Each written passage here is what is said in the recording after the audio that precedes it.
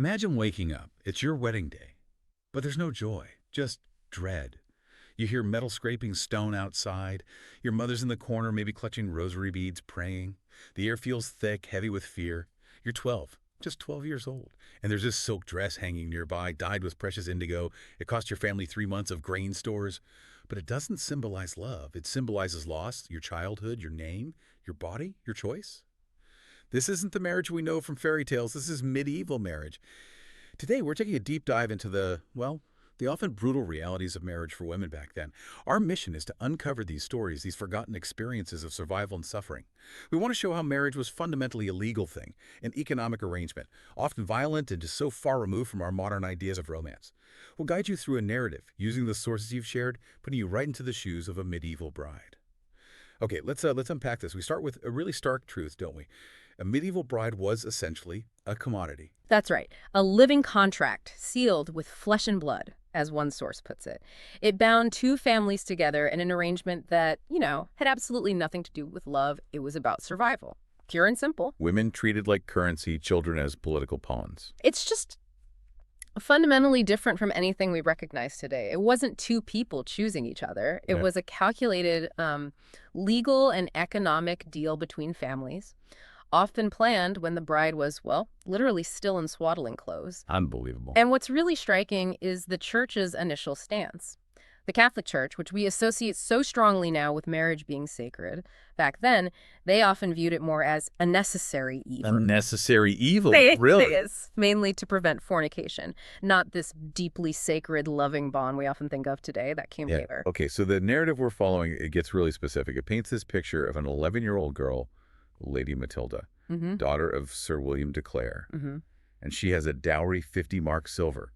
That's a huge amount of wealth transferred from her family to the grooms. A significant sum, yes. Property, essentially. And she's being married off to a 43-year-old widower, Sir Geoffrey de Montfort. He owns 3 manors, 200 serfs. These are unfree laborers tied to his land. Right. A powerful man. The negotiations for this marriage took 3 days. And the source says, not because it was complex, but because her father wanted to, and I quote, squeeze every possible advantage from your sale. Wow. Your sale. That phrasing is brutal. It is. You, the bride, were his most valuable asset.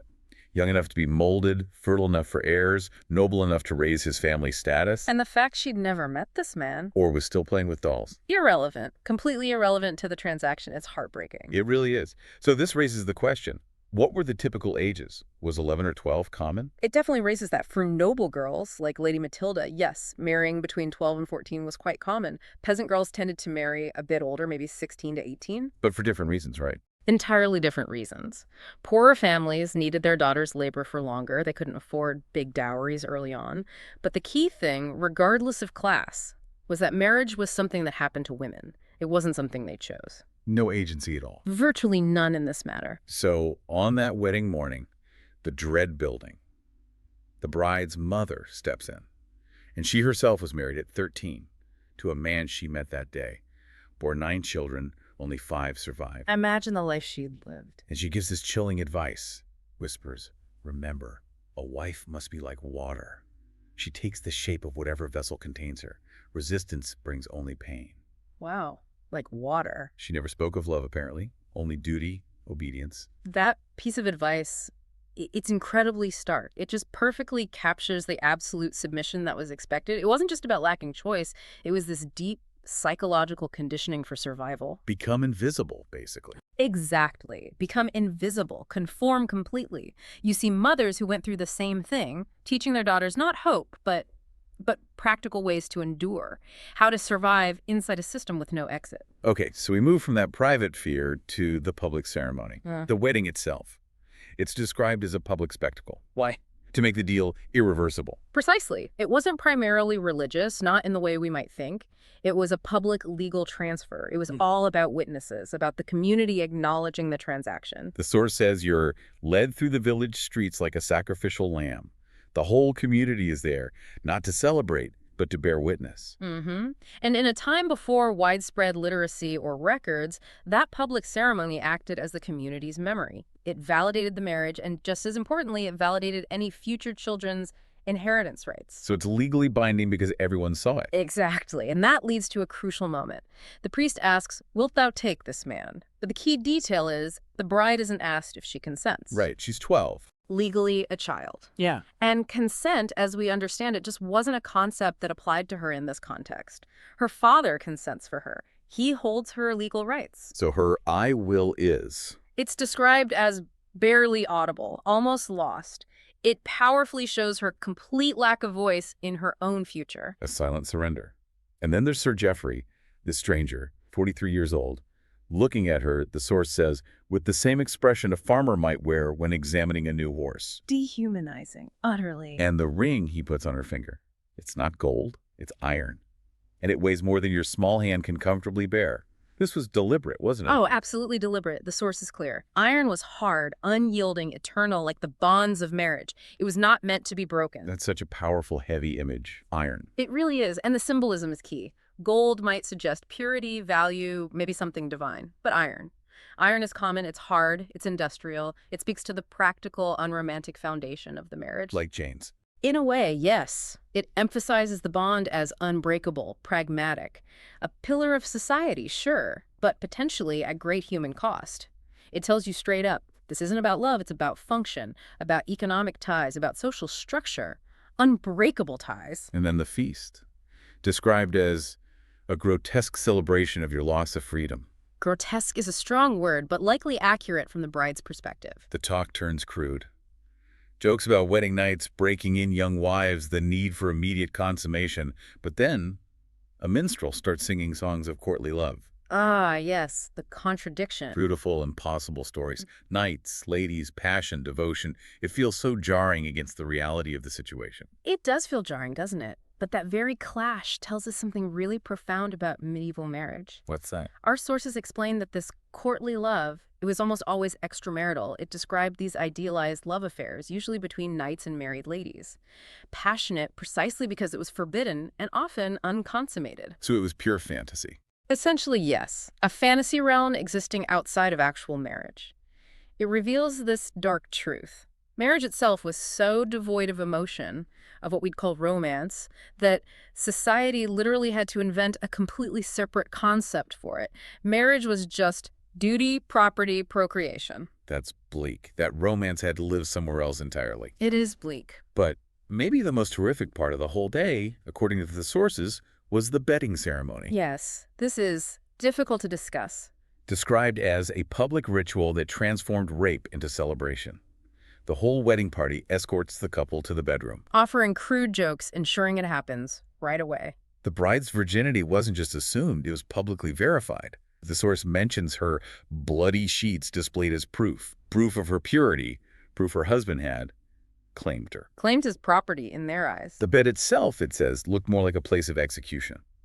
It's hard to even wrap your head around that. It's incredibly hard. And that phrase, transformed rape into celebration, is just chilling. But the sources are clear. This public violation wasn't seen as cruel or unusual back then. How could it not be? Because it was considered necessary. Absolutely necessary to make the marriage legally binding. Remember, an unconsummated marriage could be annulled. Ah, right. The contracts, the alliance. Exactly. They could all fall apart. So the crowd, the whole party, they served as witnesses to the consummation, preventing any future disputes. And the final advice the poor girl gets from the other married women Echoes her mother's words. Submit completely. Make no sound. Think of your duty to produce heirs. It was about ensuring the system continued, ensuring the transaction was complete. So the next morning brings no relief. Yeah. The start of this new reality. Yeah. The bloody sheets would be displayed. Sir Geoffrey lays out her duties. Yeah. Manage the household, oversee servants, bear children, his children, and he makes it clear.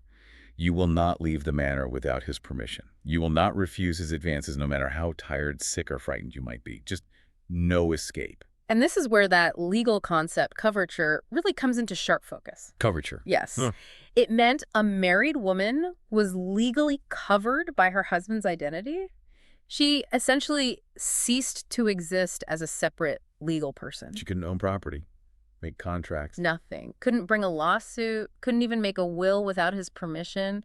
That word obey in the vows, it wasn't symbolic, it was a legal requirement. And the implication for for violence. Tragically, the concept of marital rape simply didn't exist in their legal framework. Rape was defined as a crime against property, and since a wife was considered her husband's property, He couldn't steal what already belonged to him? devastatingly, yes, that was the logic. And the physical toll. At 14, she has her first child. The source says it nearly kills her. Childbirth was incredibly dangerous. Medieval childbirth was a terrifying ordeal. We estimate somewhere between 10, maybe 20% of women died from complications related to pregnancy and birth. 20%. It's a staggering number. And medicine was primitive, mostly folk remedies, superstition, not much real help available. And in this case, the baby is a girl, which leads to cold fury from Sir Geoffrey. He needs a male heir. Right. So immediate plans for the next pregnancy, the pressure must have been immense, suffocating. Absolutely. And when you look at the bigger picture, women's lives were just this cycle. A constant cycle. Pregnancy, childbirth, recovery, then pregnancy again. The average woman who survived into adulthood might bear 6, 8 children, maybe more. And half would die. Roughly half would die before age 5. Infant and child mortality rates were appallingly high, and there was simply no time to grieve properly, the sources say, before the next pregnancy was upon them. How did they cope? Well, the church often taught this suffering was God's will, a punishment, even, for Eve's original sin. It provided a kind of religious justification, or at least context, for immense hardship. So besides the dangers of childbirth, there was also just outright abuse. Yes, the threat of violence was constant. Even if the violence itself wasn't happening every single day, it was always there. The source mentions the rule of thumb. He could beat his wife with a stick as long as it wasn't thicker than his thumb. That's a commonly cited, though perhaps slightly mythologized, idea reflecting the general acceptance of husbands correcting their wives physically. The point is, some level of physical discipline was widely considered acceptable. And the servants. People around. It's like pretend not to notice. It was a private matter between a husband and wife, even if it happened in plain sight. And the church, well, it often offered more oppression than solace. Seeing women as inherently weak, sinful, daughters of Eve. Exactly, carrying the blame for the fall. It's a deeply ingrained systemic abuse woven into the very fabric of society and religion. And the isolation must have been terrible. Profound isolation. Even in a busy household surrounded by people, the sources say there were no real friends, no confidant, and children. Even the ones who survived infancy were often sent away around age 7. Sent away. Why? To other noble households for fostering, education, training, alliance building. It further isolated the mother. The psychological impact, as the source notes, was devastating. It led to a kind of learned helplessness. Because there was no way out. No divorce as we know it, no real legal protection, no social services, no escape route. They were truly, utterly trapped. So by age 25, our source says this woman is considered old, her body worn out. Worn out by constant childbearing, relentless work, the stresses of her existence. Wives were seen as expensive investments. They needed to produce returns, meaning male heirs. Absolutely. Failure to produce a male heir wasn't just a personal disappointment, it was a significant financial loss for the husband and his lineage. The fear of being annulled, being discarded like a worn-out tool, was constant, replaced by someone younger, potentially more fertile. It really highlights how women were viewed as property. It does. The economic foundations of medieval marriage were built on that concept. The dowry system, inheritance laws favoring men, coverture, it all worked together to keep women economically dependent. And therefore powerless. Precisely. A woman who couldn't survive without a man's protection or resources was, by design, a woman who couldn't easily defy male authority. It was a system designed to perpetuate that dependence. And the cycle just grinds on. Her husband, Sir Geoffrey, dies. She's 32, maybe killed hunting. But it's not relief she feels, it's terror. Because as a widow, she still has very limited rights. She probably can't inherit his main property or titles. She's legally vulnerable, economically dependent again. But ironically, she's now a valuable commodity. If she's proven she can bear children, yes. Especially if she bore sons for the previous husband, even if they don't inherit everything. Her fertility is now a known asset. So remarriage isn't really a choice. It's inevitable for someone in her position. And her second husband, Sir Richard Dear, he's described as cruel in ways that Sir Geoffrey was not. He actually takes pleasure in your submission and pain. It's a descent into further darkness. We see her developing psychological coping mechanisms, hypervigilance, emotional numbness, dissociating from her own body, survival tactics. And the cruelest twist. Seeing the cycle start all over again. Her own daughter, Eleanor, is now 11, and she's already being considered for marriage. Destined for the same fate, the same terror, the same violation her mother endured. The system was designed to perpetuate itself. It just rolled on generation after generation, weaving this brutal pattern into women's lives. She dies at 38. Officially, it's listed as a fever, but the source argues the real cause is the slow destruction of a human being by a system that viewed women as expendable resources. A slow grinding down of body and spirit. Her second husband, Sir Richard, is already negotiating for his third wife, a 14-year-old girl this time. The wheel just keeps turning. And her gravestone, it just bears her name, dates of birth and death. No mention of your dreams, your fears, your love for your children, as the source powerfully puts it. Medieval women were erased from history. And that erasure wasn't accidental. It was structural.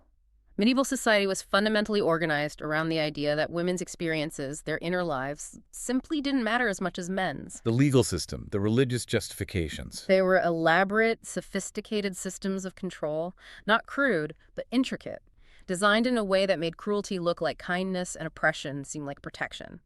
It was a society perfectly engineered to diminish, control, and ultimately erase women's individual humanity. So the story ends, like millions of others, not with redemption, just a quiet death. A haunting reminder of this. Yeah. This machine designed to turn people into property. And it worked because it had buy-in from every level of society. The church, the law, the economy, the family structure, the community itself all supported it. Yet, Yeah. the source also suggests something survived. Yes. Despite everything, despite the overwhelming brutality of the system, something essential endured. In those quiet moments, maybe between beatings, or in a gentle touch on a child's forehead, in lullabies sung to dying children. Yeah. Women found ways. Ways to hold on to their humanity. Exactly. Ways to maintain their humanity, their empathy, their spirit within a system designed to crush it all. It's a powerful testament, really, to resilience. And thinking about this history, this profound history, it leaves us with a really important question for you, our listener, a question that kind of echoes across the centuries. Me too. The question isn't just how medieval marriage could have been so brutal. It's also how many of its essential features might still persist today, maybe in forms we don't immediately recognize. That's a challenging thought. It is. The source puts it this way. The legal subjugation may be gone, but the economic dependence remains. The public bedding ceremonies have ended, but the private violations continue. The dowry system has disappeared, but women still bear the primary cost of reproduction and child-rearing. So as we close this deep dive, we're left with that echo, that hope described in the source, that someday, somehow, the daughters of daughters yet unborn will wake to a world where metal scrapes stone, not to seal their fate, but to carve their names in history. As something more than property, more than vessels, more than the silent casualties of a system that mistook cruelty for order and called it love. A powerful hope. And maybe a question for all of us. Yeah. What kind of world will we help them wake up to?